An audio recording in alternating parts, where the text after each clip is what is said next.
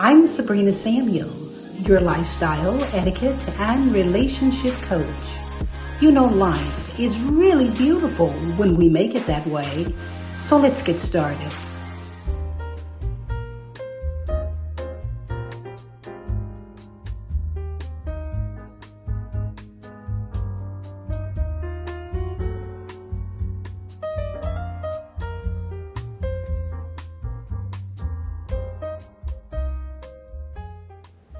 Hello, fabulous ladies and gents. Welcome back to my channel. I'm Sabrina Samuels. Thank you for tuning in. To all of my subscribers, you know I appreciate you. Thank you so much. Let's dig right into the topic, and that is how to make your marriage more fulfilling and happier. How to make your marriage more fulfilling and happier. You know, I do relationship coaching, and I have women calling me for the most part, but I'm really excited to tell you that now they're including their partner in on the conversation. We might talk for a few minutes, and then the couples come together and talk, and then either the male or the female will have the closing words. Whoever went first will go last with the closing words.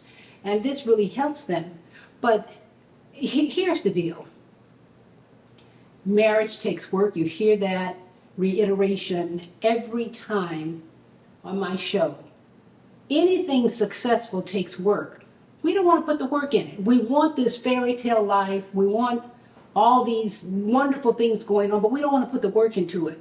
Man, woman, relationships, couples, whoever you are, it takes communication and doing things together, talking things out, really showing affection for one another.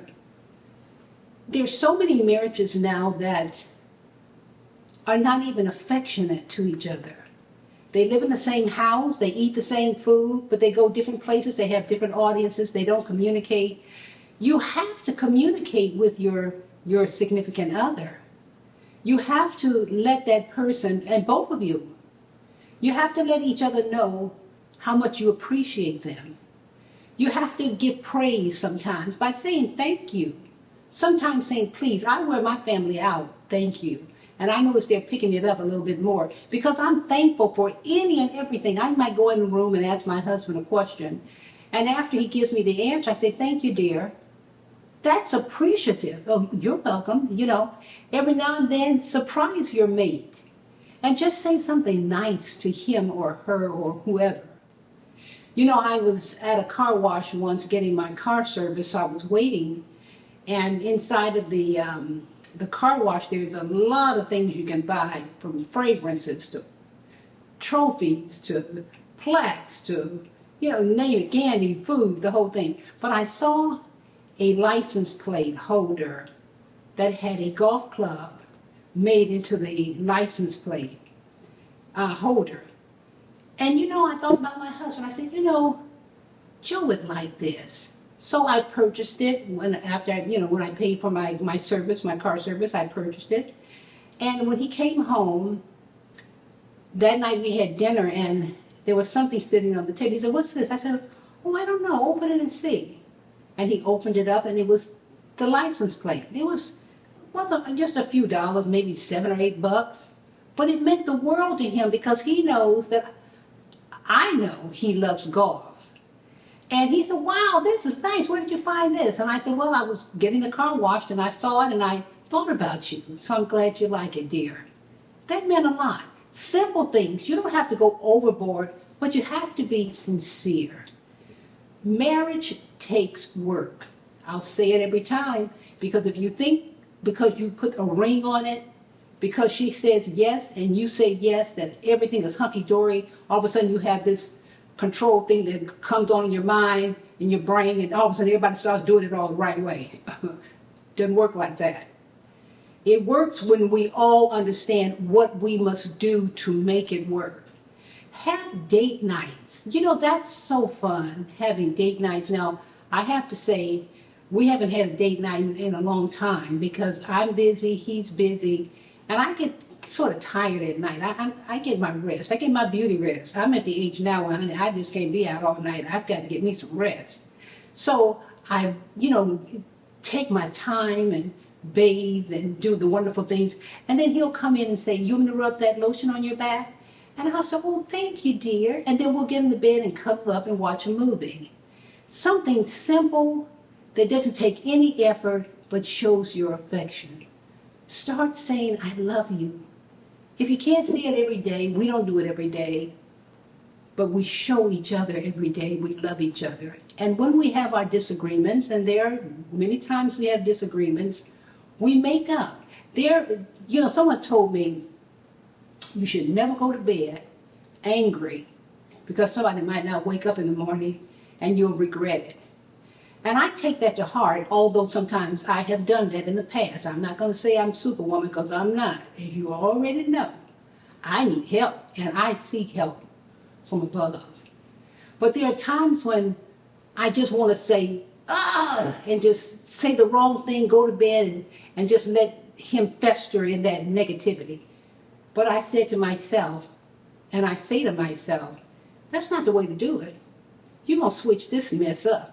You are not going to give negativity an opportunity to F things up in your life, in your marriage. You can't sleep. You wake up not well rested. You got an attitude problem. Now you're not speaking to one another for a few days, a few weeks. Now he's going his way, you're going your way. Don't do that. God has put in place so many incredible things that come from the universe. God's gift to us when we call out sincerely and ask for help. God, help me in my relationship. Help me in my marriage. Help me to be a better wife. Help me to be a better husband.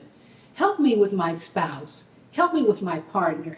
You need to ask God to give you strength. And then you need to do something yourself. You need to get off your high horse and get busy doing what you need to do. And sometimes, I've talked to people, they say, well, so-and-so did this and it was just unforgivable. Nothing is unforgivable. When you believe, that doesn't mean there will not be consequences. Because there are consequences when we mess up. There are consequences. And there are rewards when we get it right. And that's what I always keep in the back of my mind. I want the reward.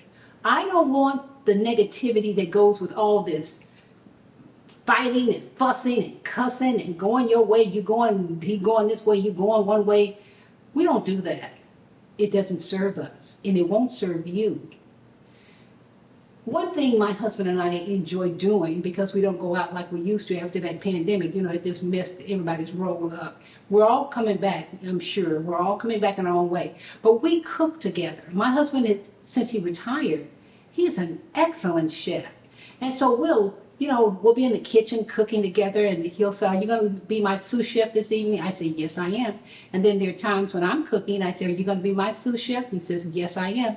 And my husband makes the most incredible looking meals. He likes the presentation. It's not only beautifully laid out on the plate, but it's very tasty. So I say to myself, I gotta lay that food out a little bit better because, for me, I put a little bit of this, a little bit of that, a little bit of that. I'm not interested in how it looks. I don't want to overeat. And if I put small portions and I eat slowly, I'm full. But I started, making a beautiful, and I always make a beautiful presentation for him. If I'm fixing his plate, I'll make a beautiful presentation.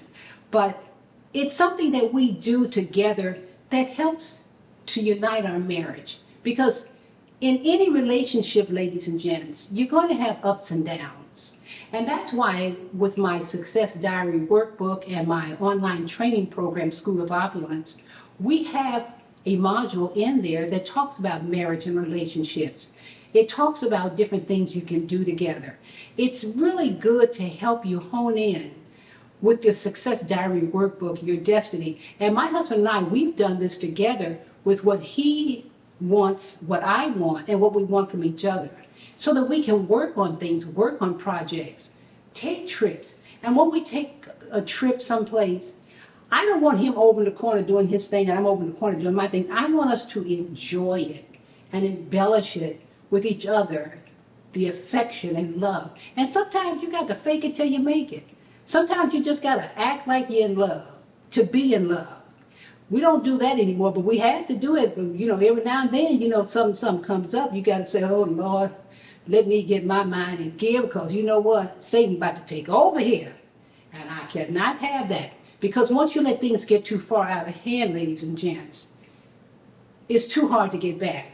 And as we get older, and if you keep living, for you young people out there, you're going to be older. You're going to be beautiful, mature people. You want to make sure you take care of your health, take care of your wealth, take care of your mindset. These are things you must do, and love one another, strengthen one another. As you get older in life, we've been married for over 42 years, 42 plus. We've been together longer than that, but 42 years. And it has been a blessing, but it has also been hard work. I will never sit here and lie to you and make it seem like it's all peaches and cream, because it's not. But it can be beautiful, and you can have more beauty and love than you have unfortunate sadness and depression. Build each other up. Build yourself up. Make sure you're doing your part to stay alert and alive. Make sure you're doing your part to stay healthy and strong. And encourage one another. Don't bring each other down. Don't say hurtful, negative things to one another. That's not nice. That's not nice at all. And what happens is it goes into the soul. And that's how we get heart disease, cancer. All of these crazy diseases come up when we're putting the wrong information in the mind. We have to make sure we feed our minds like we feed our body. So my take on how to have a strong, beautiful, continuous, beautiful relationship is to make sure you treat each other with respect and love. And sometimes it's hard to get that information out when you're hurting or you're pissed off. It's hard to get that information out, but you got to do it, because you have to break that negativity. You have to break it. You can't see it, but you can feel it. And we have to work hard to break it so that positive energy can come into our souls and feed us. We've got enough crazy stuff that inundate our minds every day. Let's have our home the sanctuary where love is. Let's forgive one another. Let's talk about things. And don't bring up things, heinous things that you know if you bring this up, all hell's going to break loose again. Don't do that. You might have to formulate it in little chunks and little details and work things out in small increments until you get to where you want to be. Hopefully that tickles your memory. If anything resonated with you, come on. Do the right thing and put that thumbs up. Bloop, bloop. Push the thumbs up. This is some good information, and I know what I'm talking about because I live it, like you do. I'm not a perfect person, but I am the best that I can be, and I work hard every day to keep getting better. And it's not easy, but it can be done. I'm Sabrina Samuels, wishing you love, peace, happiness, and our Heavenly Father's divine order. Go to my website, check me out. I'd love to hear from you. Thank you, and see you next time.